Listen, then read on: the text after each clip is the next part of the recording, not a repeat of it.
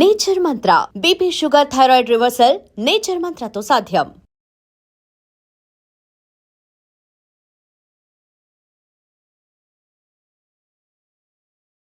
2 years back తను వచ్చింది ఇండియాకి. గ్రాడ్యుయేషన్ అయిపోయింది. అండ్ తనకప్పుడు పని ఇంకా దొరకలే. అండ్ చిన్న చిన్న పనులు చేసుకుని ఉండింది.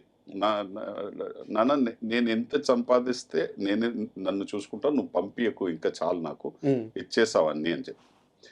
సో ఫైనల్గా ఒక రెస్టారెంట్లో వెయిట్రెస్గా ఒక పని దొరికింది. అది ఫస్ట్ డే అక్కడ వెళ్ళి పని చేసేటప్పుడు తనకి ఒక పెద్ద ఏమైందంటే రెస్టారెంట్ అందరూ ఆర్డర్ ఇస్తున్నారు, తనకి ఎక్స్పీరియన్స్ లేదు కాబట్టి అడావడిగా అది ఏం చేయాలో తెలియకుండా నర్వస్ బ్రేక్డౌన్ అయ్యేలాగా అయిపోయింది. సో తన మేనేజర్ చెప్పింది, నేను ఇంకే దీనిలో ఎక్స్పీరియన్స్ లేదు, నన్ను డిష్ వాషింగ్లో వేసేయి, ఫస్ట్ నేను డిష్ వాష్ చేసుకుంటా ఒక 1 వీక్, అక్కడి నుంచి తర్వాత ఎక్కడ వస్తాను. సో తను వచ్చి 1 వీక్ వచ్చి ప్లేట్లు ఇది అది కడుగుతుంది. అది తనకి జాబ్. తర్వాత నేర్చుకుంది. సో ఇదన్నీ చెప్తుంటే నేను చెప్పాను, ఇదన్నీ ఓకేనా, నువ్వు ఇలా ఫిజికల్గా కొంచెం వెయిట్ వేసుకొని ఇలా అయిపోతున్నావు ఏంటి అని చెప్తే తను ఆర్గ్యూ చేసింది నాతో, నీకు తెలీదు, నేను పని చేస్తాను, టైం దొరకదు. నేను అలాగే విన్నా. సరే, టైం లేదు, నేను పని చేస్తా, నువ్వు పని చేస్తున్నావు, నా పని ఇంకా ఫిజికల్, నీ పని టైం ఉంది, నా పని టైం లేదు, బట్ నేను నా ఫిజిక్ని చూసుకుంటానుగా, నేను హెల్త్ చూసుకుంటానుగా, ఇదన్నీ చెప్పు. అయిపోయింది, డిస్కషన్ అయిపోయింది. ఇంక ఇప్పుడు అది వెళ్ళిపోతుంది. ఒక 15 రోజు తర్వాత ఎయిర్పోర్ట్లో వచ్చి, నానా take care of your self, take care of your health, ఇదని చెప్పింది. I said it's none of your business to advise me. నువ్వు చూసుకున్నప్పుడు నాకు చెప్పకూడదు కదా. ఆన్సర్ ఇచ్చారుగా. అక్కడ దిగింది. 2 డేస్ తర్వాత నాకు మెసేజ్ పెట్టింది, ఐ జాయిన్ జిమ్ నానా, I'm planning my workouts properly. అంతే. మనం ఫస్ట్ ఎగ్జాంపుల్ కరెక్ట్గా ఉండాలి. బాగుంది సార్ ఎగ్జాంపుల్. మనం బిడ్డలు ఎప్పుడు నువ్వు ఇలాగ ఉండాలి, అలా ఉండాలి, నీకు ఇది తెలియదు, అది తెలియదు, తప్పండి. ఇప్పుడు ఎప్పుడు మొబైల్ చూస్తూ ఉంటారంటారు చిన్న పిల్లల్ని. హే, వాళ్ళు పుట్టిన టైం నుంచి మొబైల్ చూస్తున్నారు. నేను పుట్టిన టైంలో మొబైల్ చూడలా. వాళ్ళ తప్పు కాదు, నా తప్పు కాదు, బట్ నువ్వు చూస్తూ ఉంటావు, బట్ మీరు అది డిసిప్లిన్గా మీరు అడాప్ట్ చేస్తే వాళ్ళు చేస్తారు. లైక్ ఫర్ ఎగ్జాంపుల్, మీరు నన్ను 9:30 తర్వాత 10 o'clock తర్వాత నైట్ పిలిస్తే నేను మాట్లాడను, ఎందుకంటే ఫోన్ నా దగ్గర పెట్టుకోను. ఇంట్లో ఉంటేను తర్వాత బయటికి రారా? నేను బెడ్రూమ్ కు తీసుకెళ్ళను ఫోన్ ని. నైట్ లైఫ్ తెలీదా మీకు? నేను నైట్ లైఫ్ ఎక్కువ చేయను. పార్టీలకు వెళ్ళరా? పబ్బులకి? నేను చేసిన పబ్లు, నేను వెళ్ళిన పబ్బులు కానీ నేను చెప్తే అది ఇంకో ఎపిసోడ్ కావాలి మీకు, ఎందుకంటే నేను చేసిన టైం చిన్నప్పుడు స్టార్ట్ అయిందో పబ్స్ 1990s లో. మీరు పబ్లు ఇప్పుడు చూస్తున్నారు. నేను చెప్పే పబ్ వచ్చి బెంగళూరులో, అది మీ పబ్ కల్చర్ స్టార్ట్ అయిందే బెంగళూరు నుంచి. బాంబే నుంచి పబ్స్ గురించి చదవడానికి ఎవరు వచ్చారు, వాళ్ళు పబ్ ఓపెన్ చేయాలంట బాంబేలో. సో మమ్మల్ని రోజు చూస్తూ మమ్మల్ని స్పెషల్ ఇన్వైట్ చేశారు బాంబేకి. మనం ఫ్లైట్ తీసుకుని బాంబేకి వెళ్ళాం. అవన్నీ చేసి నేను అండ్ ఇప్పుడు చేసేటప్పుడు నేను చేయకూడదని చెప్పను ఎప్పుడు. నేను అందరికి చెప్పేది అంటే చేయండి, but you should know your limits. And most important thing is మీరు ఎప్పుడు వద్దని చెప్పాలి, అది మీ దగ్గర ఉంది. మీరు రజనీకాంత్ గారిది అరుణాచలం సినిమా చూసారా?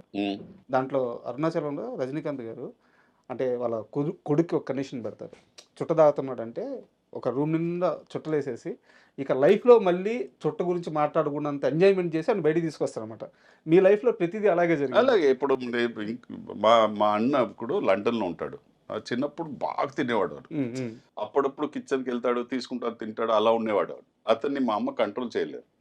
ఒకరోజు మా నాన్న ఏం చేశారంటే, ఇలా సంక్రాంతి రోజు పండుగలో కింద కూర్చోపెట్టి ఎలా వేసేసారు. దాంట్లో ఎంత రైసు, ఎంత సాంబార్ వేశారు, ఎంత ఇది వేసారంటే ఆడు చాలు చాలు చాలు అని చెప్పి ఏడ్సే వరకు అతనికి వేశారు. ఆ రోజు ఆడు అలా తినేది మానేశాడు. అప్పటి నుంచి తిండి తగ్గించాడు. ఎందుకంటే అతన్ని తినకూడదని చెప్తే చేయడు. కాలుగా తిన్ను, ఇంకా తిన్ను, ఇంకా తిన్నంటే ఆడు మీ లోపల రావాలి ఫస్ట్ నాకు చాలు అని చెప్పేది. అప్పుడు ఆడు డిసైడ్ చేసుకున్నాడు ఇంతే లిమిట్‌లో తినాలని. అలా.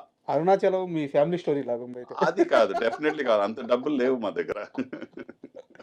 అండ్ మీరు తమిళ్‌లో సార్ చాలా మీ కెరీర్ చాలా ఎర్లీ స్టేజ్‌లో హ్మ్. నాకు తెలిసి ఫస్ట్ సినిమానో, సెకండ్ సినిమా అనుకుంటాను. అక్కడ విజయకాంత్ గారితో మీరు మూవీ ఫస్ట్ చేశారు. మూవీ. First movie.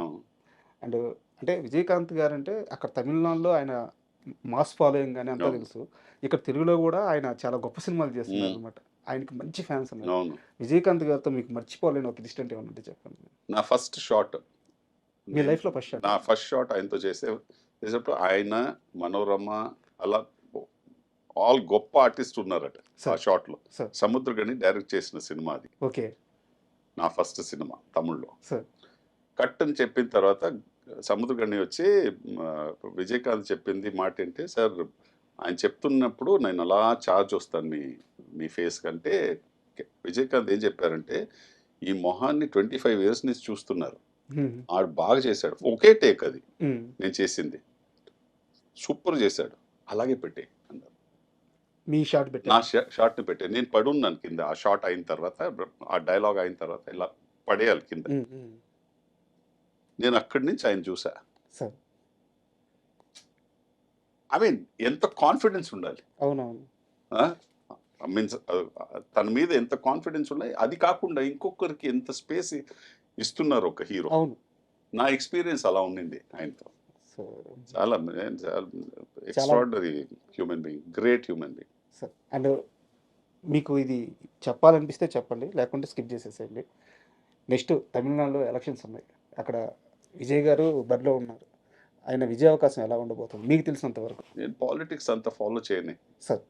అంత చేయను పాలిటిక్స్ చెప్పడానికి. అండ్ ఇంకోటి ఏంటంటే మీరు చూస్తూ ఉంటే going by even exit polls, అదన్నీ ఎగ్జిట్ పోల్స్ అన్ని రాంగ్ అవుతున్నాయిగా. సో నేను ఏదైతే చెప్తే అలాగే ఉంటుంది ఎగ్జిట్ పోల్ లాగా. మీరు నేను చెప్పేది రాంగ్ ఉంటుంది. అంటే కొంతమంది తప్పించుకోవడం వేరు సార్, లాజికల్గా తప్పించుకుంటున్నారు మీరు కొన్ని దాన్ని విషయాలు. తప్పించుకుంటుంది కాదు. నేను చెప్పేది అంటే ఇప్పుడు పాలిటిక్స్ అర్థం అయితే నేను మాట్లాడొచ్చు. ఉమ్, ఉమ్. నాకు మీరు సినిమా గురించి మాట్లాడితే నేను మాట్లాడతా. సార్. పాలిటిక్స్ అంత డెప్త్గా నేను వెళ్ళను. సార్. అండ్ బాలసుబ్రహ్మణ్యం గారు, ఎస్పి బాలసుబ్రహ్మణ్యం గారు వాళ్ళ బాబు చరణ్ గారితో మీకు మంచి స్నేహం ఉంది, అది అందరికీ తెలుసు సార్. బట్ బాలసుబ్రహ్మణ్యం గారితో మీకు ఒక స్పెషల్ మూమెంట్ ఏదన్నా ఉంటే చెప్పండి. ఆయన వచ్చి వర్షం రీమేక్ చేసే టైం అది. అక్కడ వర్షంది రీమేక్ చేస్తున్నారు. అండ్ చరణ్ గారు ప్రొడ్యూస్ గా చేసింది. అండ్ నన్ను విలన్ గా గోపిచంద్ ఇక్కడ చేశారుగా. ఆ రోల్ నువ్వే చేయాలి సంపత్ అని చెప్పి, చరణ్ నువ్వే చేయాలని చెప్పి నేను అది ఓకే అని చెప్పా. బట్ ఏదో ఒక రీజన్కి అది అవ్వలే.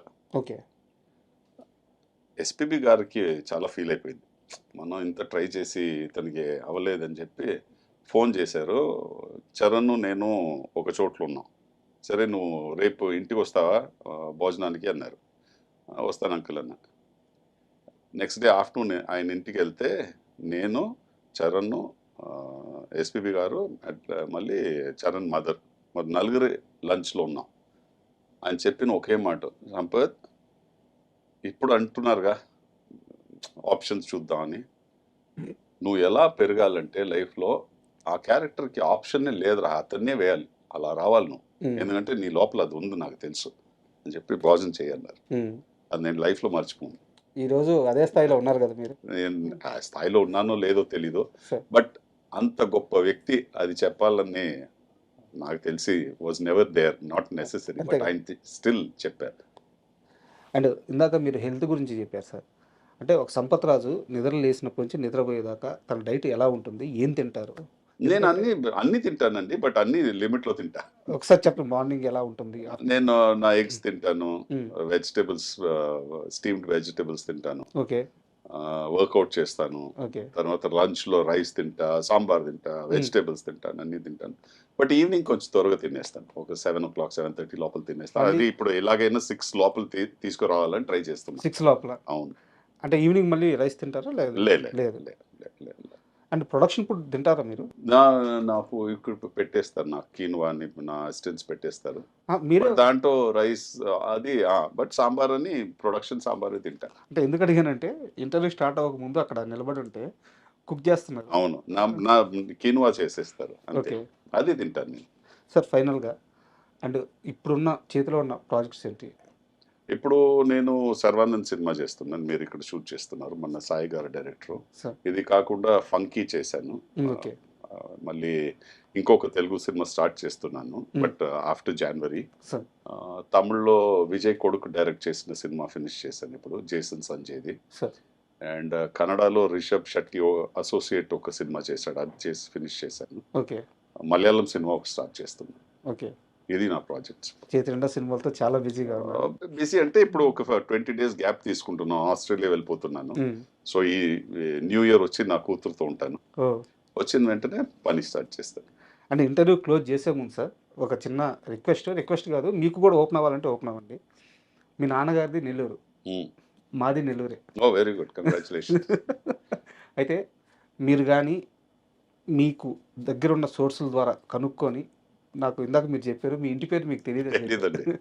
మీ ఇంటి పేరు కానీ చెప్తే నేను అక్కడ ఉన్న మీ బంధువులు ఎవరన్నా కల్పించే బాధ్యత తీసుకుంటాను, మీరు ఇంట్రెస్ట్గా ఉంటే. 100%. బట్ నాకు ఇంటి పేరు అడిగితే నాకు తెలియదే, అలా ఇంటి పేరు ఉంటుందా అని కూడా తెలియదు నాకు. ఎందువల్ల సార్, ఎందుకు తెలియలేదు అసలు? తెలీదు, ఎప్పుడు అడగలే అది. మా నాన్నతో ఎప్పుడు అడగలే. మా నాన్న బ్రదర్ ఉన్నారు, ఆయన చాలా సంవత్సరాల ముందే చనిపోయారు. సో అటువైపు ఎవరు ఉన్నారని తెలియదు. ఇన్ఫాక్ట్ ప్రభాస్ గారు ప్రొడక్షన్ ఉందిగా మన వంశీ, అవును. వాళ్ళు నెల్లూరేగా, అవును. వాళ్ళు అదే చెప్పారు ఉమ్, అప్పట్లో. నేను అక్కడ మన సక్సెస్ మీట్ లో వచ్చేటప్పుడు నెల్లూరులో నేను మైక్ లో చెప్పాను, ఇది మా నాన్నగారి పేరు, ఉమ్, ఆయన వచ్చి ఇక్కడి నుంచి వచ్చారు, మిలిటరీకి వెళ్ళారంట, ఇదన్నీ కథ చెప్పాను. అండ్ ఎవరైనా ఏదైనా ఇన్ఫర్మేషన్ ఇస్తే బాగుంటుందని. ఎవరికి ఇన్ఫర్మేషన్ ఉంటుందని, ఆర్మీలో ఎన్నో మంది ఉంటారు, ఇక్కడి నుంచి శ్రీనివాసన్ అని.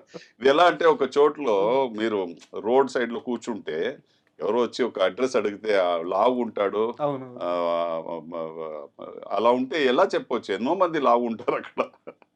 సరే, ఒకవేళ మీకు నెల్లూరులో మీ బంధువులు దొరకకపోయినా సరే మీరు ఒకసారి నెల్లూరు రావాలి. 100% వస్తా. మా నెల్లూరు చేపల చేపల పులుసు, అవును, నేను రెడీ, నేను ఎప్పుడైనా రెడీ. సార్ తినడానికి ఎక్కడైనా వెళ్తాను నేను. రావాలి, మీరు వచ్చినాక నాకు కాల్ చేయాలి. ఓ